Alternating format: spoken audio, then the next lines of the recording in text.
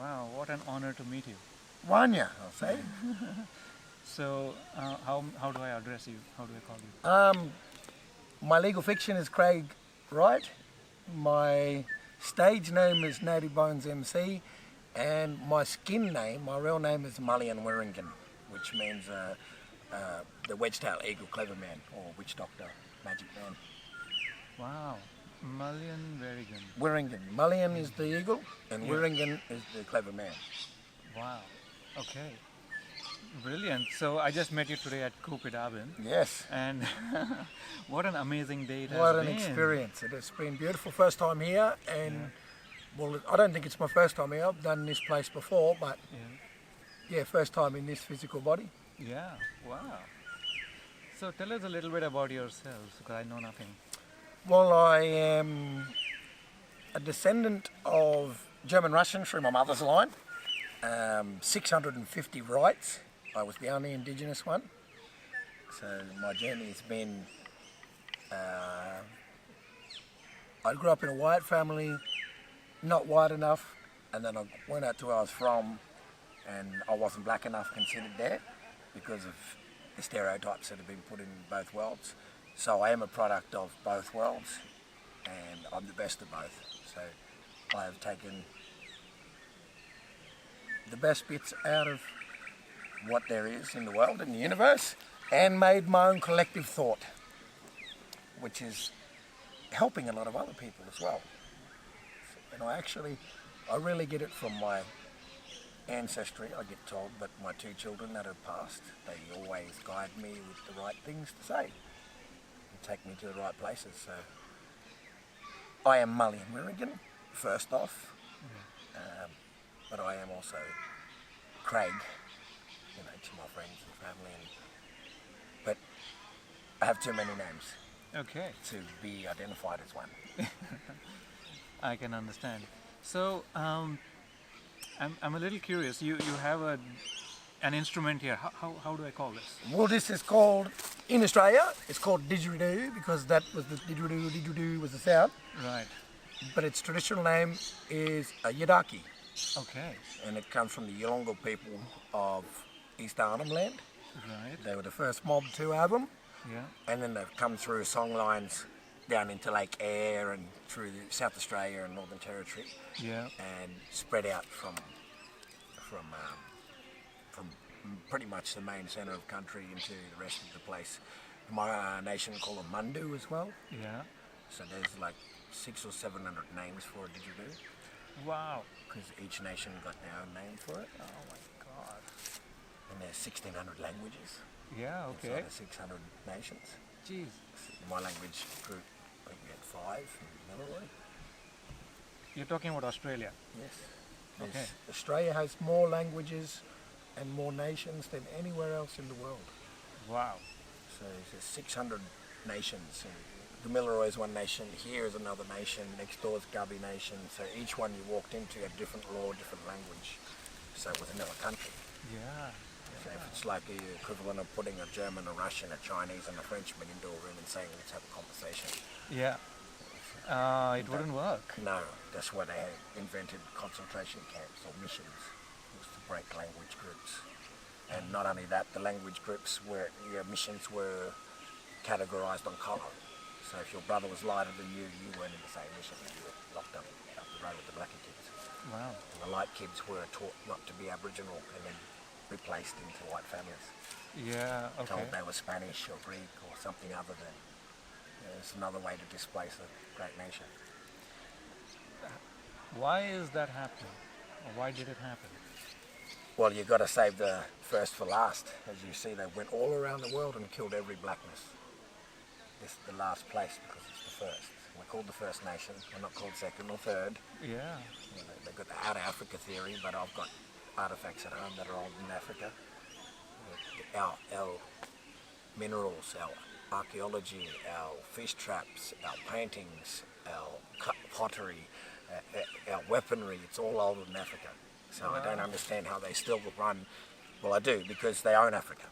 And they only talk about Africa good because they own them. They don't talk about American Indians good because they own them. They don't talk about India good because they own them. They only talk about us good when they own us. And they don't own us just yet. As we've seen with the Constitution. Yeah. We're not in it, so they don't own nothing. Yeah, okay. I have a beautiful friend who asked me this question, and I would like to ask that question to you on her behalf. In these crazy times, how are we to live? Pretty much the way I've said today, by being cultured. And by collectively coming together and saying no.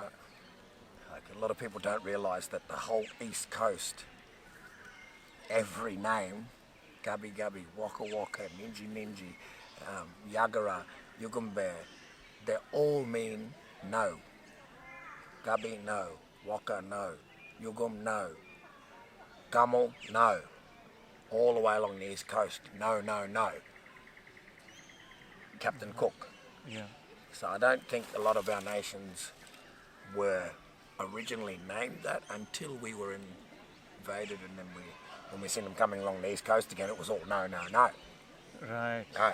Yeah, okay. No, you're not doing, yeah. So what I found is singularly Gubby, Waka, all of these words, I mean no. Wow. So we knew what their intention was when they come back. Yeah. We're like, no, not doing that. So, how do you connect to the country? What is your definition of, what's your way of connecting to the country? Shoes off, I've got mine on now because I just got dressed, Yeah. but shoes off, Yeah. speaking, listening more than anything. Because if you listen closely enough, everything is communicating. We're the only ones that aren't on the level of everything else. Cat talks to a dog talks to a bird talks to the wind talks to a flower talks to the tree talks to a bird. They're all conversating but us. And if you listen closely enough, you can hear it. It's about not being so ignorant to the fact that everything is living, and the only reason it's living is because you are. Circle. Nothing will be here if there's no black mind to think of it. It'll just be a blank space. It's beautiful to hear you speak. I'm very interested in plant medicine. So earlier this year I held a conference in Brisbane, and it was a 4-day conference where we talked about plant medicine. I'd just like to hear from you, what do you have to say about just plant medicine in general? Well, it's all alkaline based, and we are alkaline creatures. Acidity is not for us, it's for another species called Draconians. Not many people will know about them, but they exist. They've existed since the beginning of time, and they've just hidden themselves, ripped themselves out of history, because it's his story to write. His story. His story.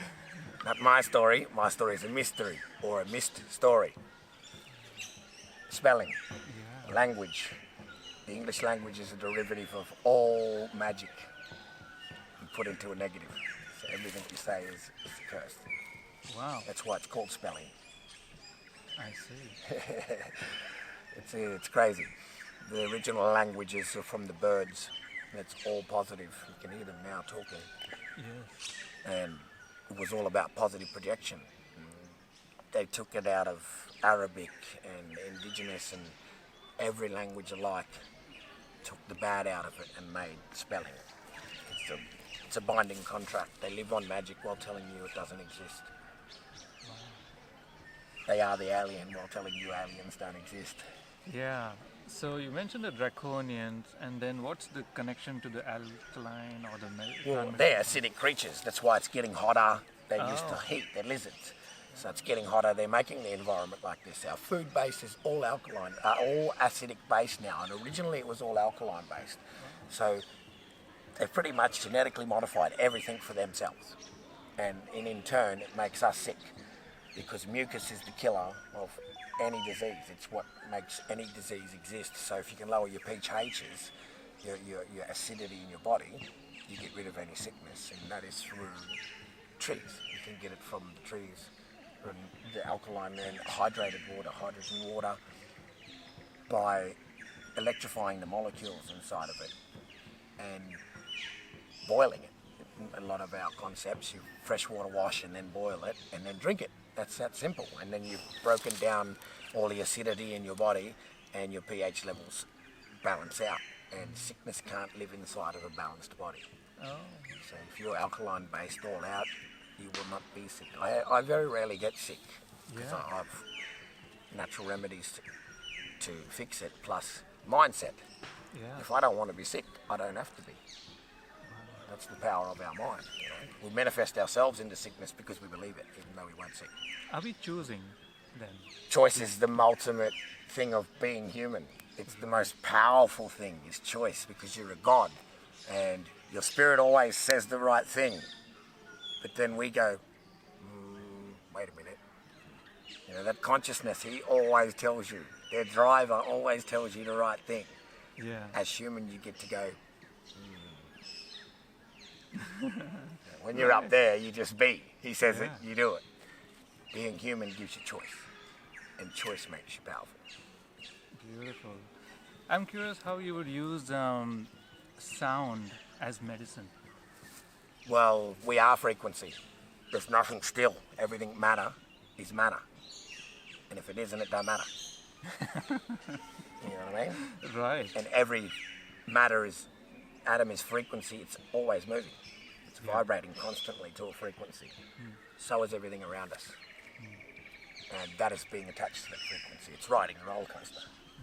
You know, I like to think of mine as a stone skipping across the lake rather than a roller coaster, because it is your roller coaster. Do you want to go up and down that much, or do you want to just get to where you want to go? It's like your circle. There's no wrong way to go. You just put obstacles inside of your circle, which makes it bigger and bigger and bigger and bigger Right. until you're traveling your own circle too much. You're circling back. You are the destiny. You are the creator. You are it all. Nobody can do anything to you. It's all your choice. And it's your choice on how you feel. Yeah. It's powerful. Choice is so powerful.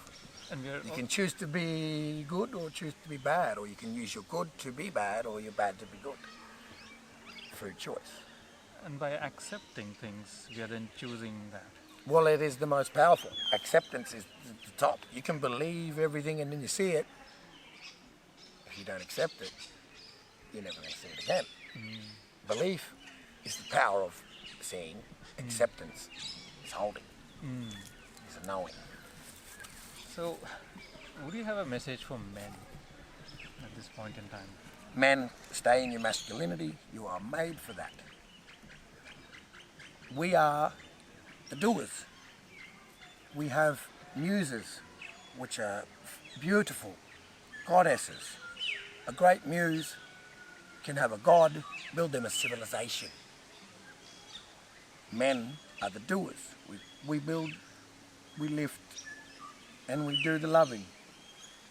You're like a lion. As a man,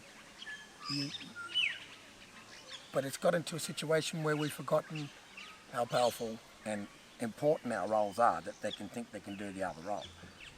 The sun can't be the moon for half the day. You can't ask it. You know, it's just not how it works. A man is the moon, a woman is the sun. They will never know each other's job. That is the way the universe works. There's a positive and a negative, a up and a down, a good and a bad, a left and a right, a man and a woman up. You know, it's all here or here. There's no grey areas. They've got us in grey areas now, and that's why men are being demasculated, and it's being looked at as toxic. If you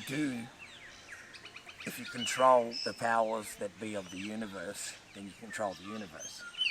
So if you make men not feel like men and women not feel like women, then they've got control because everyone's in a grey area. They're not standing within your power, which makes you powerless. That's where they've got us at the moment. Boys think they can be girls and girls think they can be boys. Love you, all by all means. You can imagine all you want, but your universal job is what you're born as. And that a man and a woman make baby. Yeah. The sun and the moon make universe. Yeah. Beautiful. How can women support men at this time? by realizing we love, feel, hurt. We are emotional beings. We really need to have them understand that, because we've been pushed aside as fickle and almost unnecessary, to the point we can't open a door because it's no longer chivalrous. It's no longer. It's an insult. You can't lift heavy things for them because they'll tell you what they think. What you think, I can't do it. Women need to learn their place. So do men. Do what you're meant to do. Be in your position. The universe will work better if you're not trying to be the other one. You can't be it. So it's not going to work if you were trying. It's just that simple. And if they've got us thinking this, then that's the power. We're lost. We're sitting in a grey area, so we're not powerful. We're lost. We're just between what is, which is a terrible place to be in, because they have this side and that side on lock. We're stuck in the middle, and we're actually doing it to ourselves. They are brilliantly. See, all they've done is turn a forward circle backwards. It's exactly the same system. They're not clever. They're just using it in the opposite way. So the only way we can complete each other is by realizing your power and understanding that you have this power and they have that power, and together you are powerful. Yes. And that's why they break the dynamic of family. They've been doing it for black families forever. Wow. They made music in the 80s, rap, so that it perpetuated a negative stereotype in black communities. It was hip-hop until the police and the prison industries got a hold of the music and made it what it is. Now their jails are full of black people because they rap about killing and shooting and banging. That wasn't so originally. If you look at De La Soul and Tribe Called Quest and Africa Bambaataa and all them, they were, they were all about positive community uprise, comforting them. Tupac, from oppression to being powerful. They were collectively coming together as an amazing machine. Black Wall Street, and black economy, black everything, black academics, and the easiest way to shut that down is to break the family.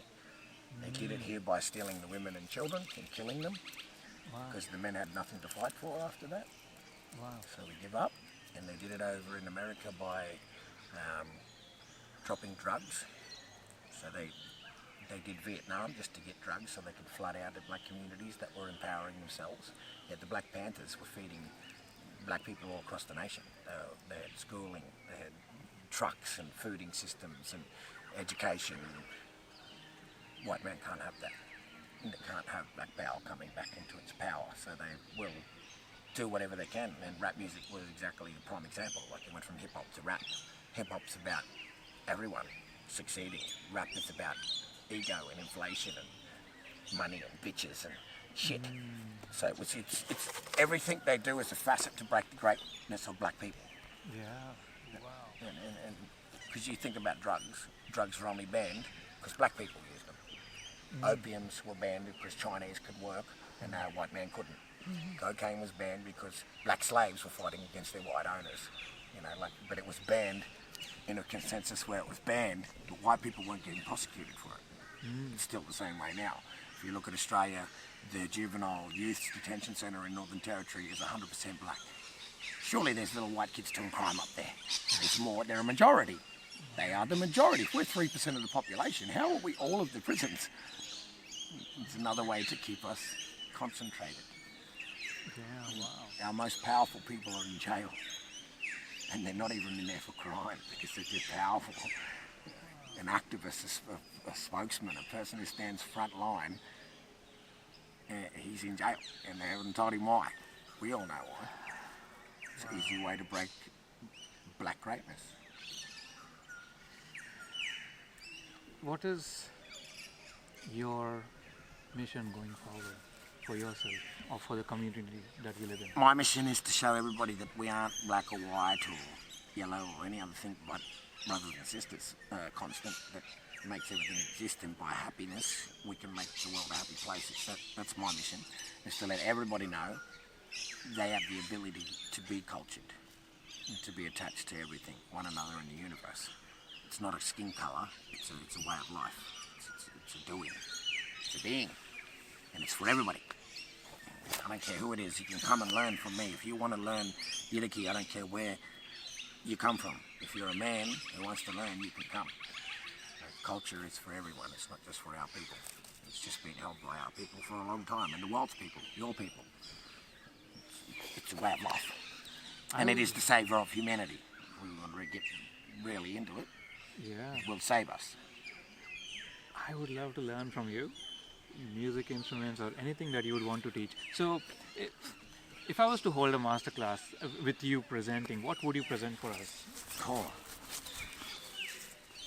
Well, I'm a hip-hop artist as well. Wow.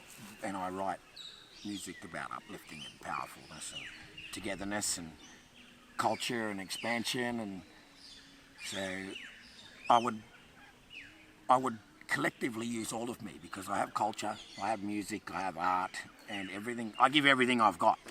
So when you meet me, you get it all. Sounds like you're an incredible package with so much to share. I try my best, and when you've got to try the kids, in this world you've got to make money.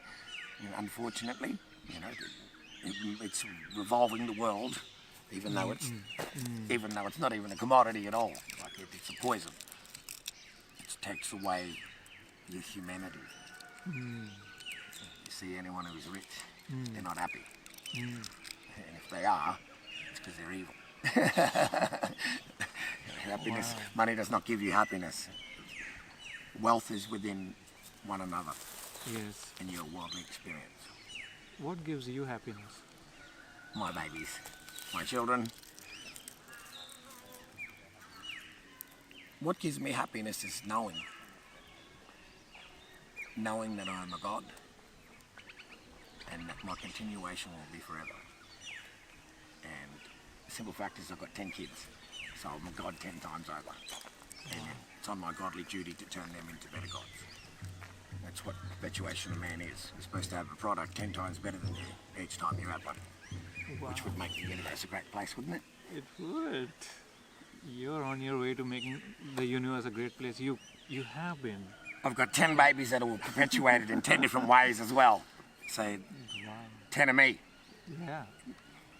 And even my fuck-ups teach them to be better gods, as long as they're not consistent fuck-ups.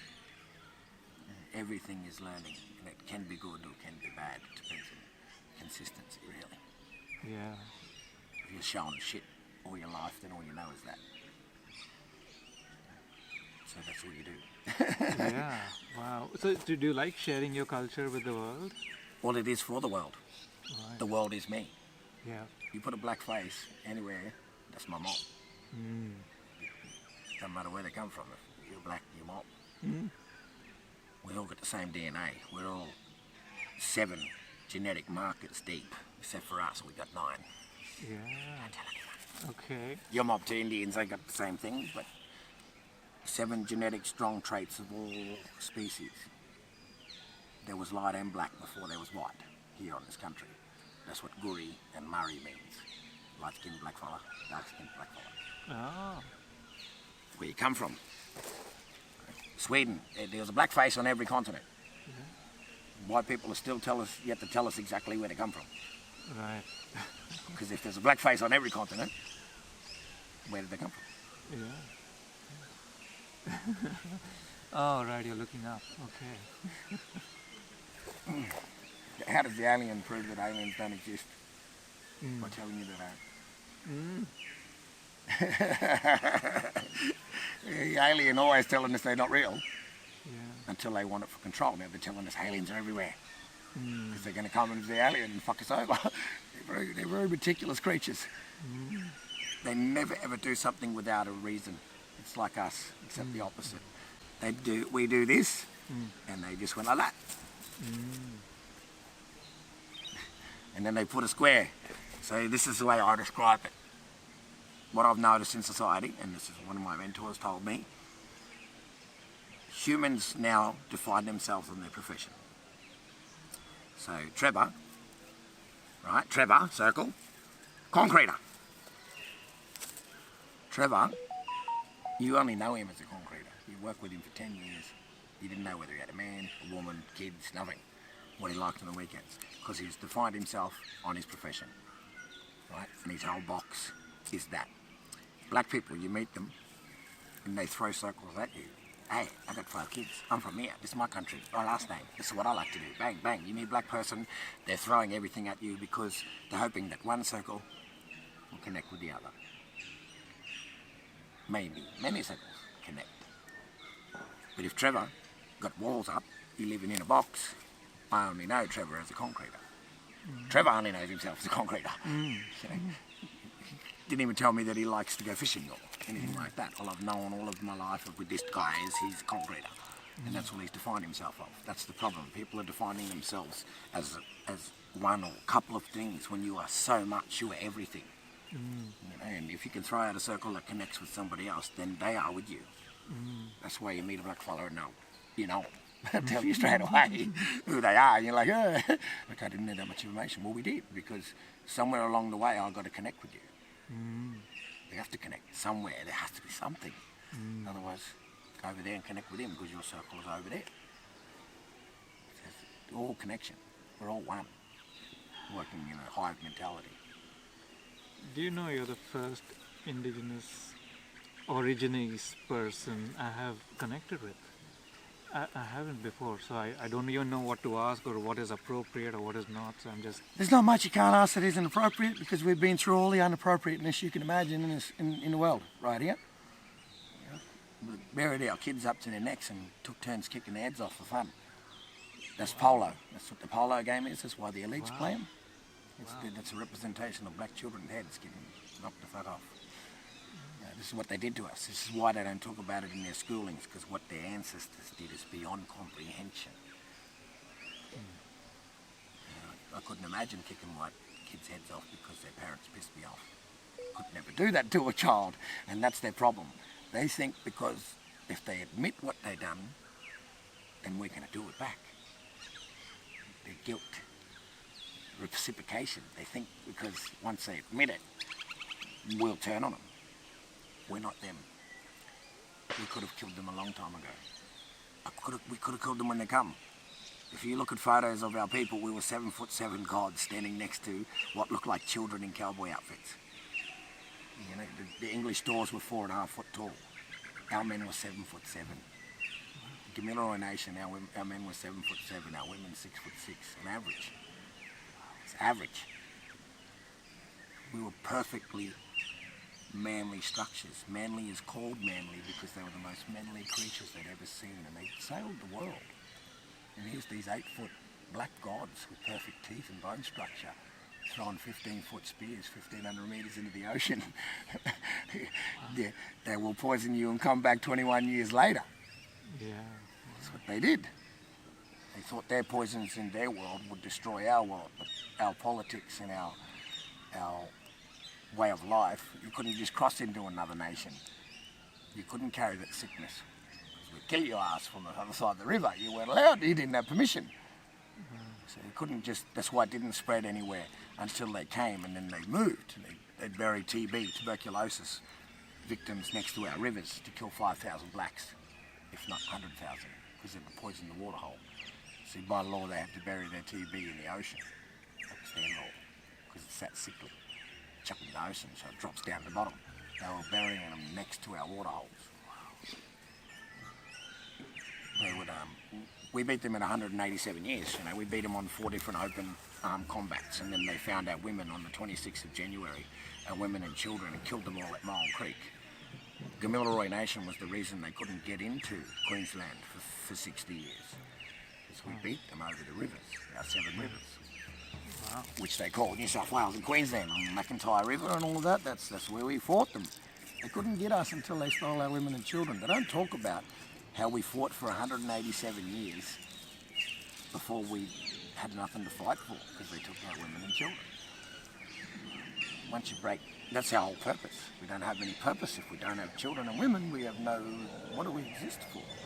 Who do we fight for? So they broke us that way. But what I found comfortable is My auntie explained it to me. I said, Auntie, why didn't we just destroy them? Look at these little children next to us. She said, yeah, but then we'd be like them. And when you're a celestial being of constant frequency that lives for eternity, it's always good to have a side project. So in a little while, we have turned what was created as a cancer into a health. It was created, they are designed. That's why they don't know why they hate black people, but it's in them. It's a genetic design. If any people know about it, they're an Anunnaki hybrid. They've been made by a species to destroy another species. That's why white people don't know why, but they just do. It's in their genetics. Wow. They've been made.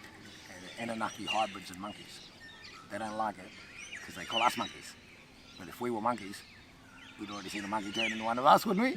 He'd ring out, hey, cuz, I just lost my hair, got phone here, pick me up in the jungle. You know, they're hybrid. That's why they're called the Adamay, if anyone wants to look them up. The Adamay. How do you spell that? It's like Adam and Eve. Oh. Adamay. Yeah. And it is very old story. They are the 64th line. They're not the first. There's been metagenetic creatures made to destroy the Origineese who owned this realm. So please tell us again, I should refer to you as Origineese. Origineese and double E, because we are the employees of this land. We are the caretakers. We look after it, and our boss, our overseer is Buddha, Miami, and his 7 wives, Pleiades and Belt of Orion. These are our 2 creation stories. We were brought here because monkeys couldn't do the job they were asked of. They were monkeys. So they had to get another primate, or a possibility of a primate, and we were that powerful we could turn our celestial frequency into a physical body. And we had the ability of telekinesis, so we could remove the gold they wanted with our minds. That's why when the white man came, they found these great cities that were all golden, but no one was in them, because our mob went home. We went back to where we were from. This is pretty much a penal colony in its truest form. The 14 great families. Once you have power, you know what it is. So you come from a world where everybody's a constant frequency of love and everyone's equal. Once you know what power is, you don't want to go back to that. So this realm, most of our mob went home. It's only the ones that were powerful, the sickly and the stupid, and the ones that need to fix here to let everyone know. So this place where we were from, we were brought here to do a job. When they asked us where we come from, that's where we pointed originally. And the first white man come here and said, where are you from? We're from up there. We are the gateway people. We were known that way for 300 years before Terra Nullius was invented, made up. Everyone knew who we were. Called the gateway people. We taught the medicine to the Chinese. We taught the navigation to the Dutch. You know, the Egyptians know all the celestial knowledge because they came here for it. There's a tomb in just in New South Wales, of a pharaoh's son who was bitten by a brown snake, and the brother stayed here and made a tomb for 20 years. And the hieroglyphs there are older than the ones in the pyramids. They're the first of hieroglyphs. The writing is the first of before they refine their language. It's just down in Gosford. Could you tell me a little bit about Wanina? The Wanina. Yes. Wanina is a bunch of collective spirit beings that come from Pleiades. They are all Budja's wives. They are Miami's wives, or 7 wives, 7 sisters. They give us creation and dreaming, connection to animals and plants. They were celestial gods from another realm that come and taught us how to put our consciousness into what is all around us, so we could be it. That's why you can see, like, the second largest aerial glyph on the planet is in South Australia. A lot of people don't know this because we're not talked about how great we are. But it's a large stones that go over mountain ranges. Spreads for about 10 kilometres one way and 5 the other. It's a black man throwing a boomerang at 2 geese flying in the sky. And it's as big as the the Peru spider, but no one knows about it. Because it'll also identifies that we've been here for a long time, a lot longer than they say. So, and the reality is that 50 years ago they said we've been here for 20,000. 25 years ago they said 60. They're up to like 240 now. They just, his story, he writes it himself. Until we find out the truth, and then that story has to change. I was going to ask, so what do you believe is the truth? The truth is that we're a collective mindset of gods that come here to be better gods. We learn to be human, we do human so we can be better gods. You do human for a little while so you can be a better celestial. Consequences of action. You've got it all here. Love, hate, emotion. You don't have that when you're a celestial god. You just love. There's nothing else. You don't need anything else. Even here, you don't need anything but love. We've got a lot more baggage being human, which makes us lighter as a celestial. So it's a lived experience. And plus you have to know what each person feels and lives and has before you can be everything and nothing as well. You can't just be without knowing what everything is. Wow. So we live lives, each other's lives. What about Me past sitting here now talking to you, Yes. in another life it's the other way around. Oh. I'd be asking you the questions and you'd be enlightening me. Even right now in the multiverse, Yeah. in the opposite world, we're doing the opposite. I'd be there, you'd be here, and he'd be here. It's a perpetuation of constant. We have to know each other's story so we can live it all at once. Or we can have lives before we find out and catch it. We don't walk, we fly. So what are dimensions? Multiverses and dimensions are constant. Like I said, you are learning everybody's lives. You know how many people on this planet?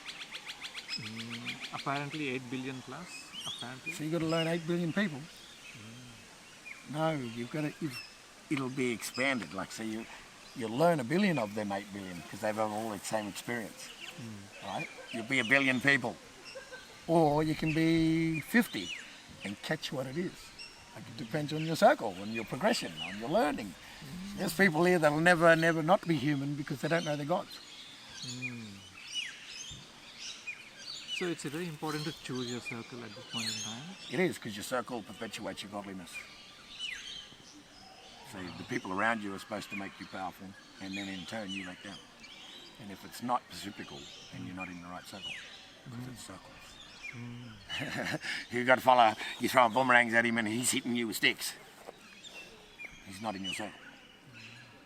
And there are heaps of them. I'm a battery, so I've got heaps that come just to hit me with sticks because they want to feed.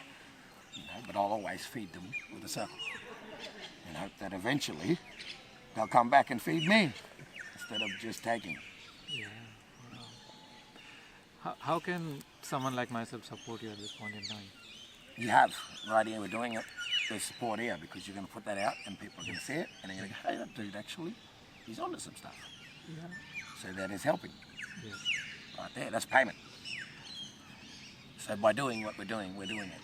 Yes. It's done. Yeah. Circles. Such an honor to connect with you. Thank you. Thank you for your time. It was a pleasure to connect with you too, my brother, and I appreciate you. Yes. Yes, beautiful. I hope to work with you on some projects. We shall. We've got meditation and stuff we can do. Musical instruments. I like that crystal one. I'll have a go at it too. Oh yeah.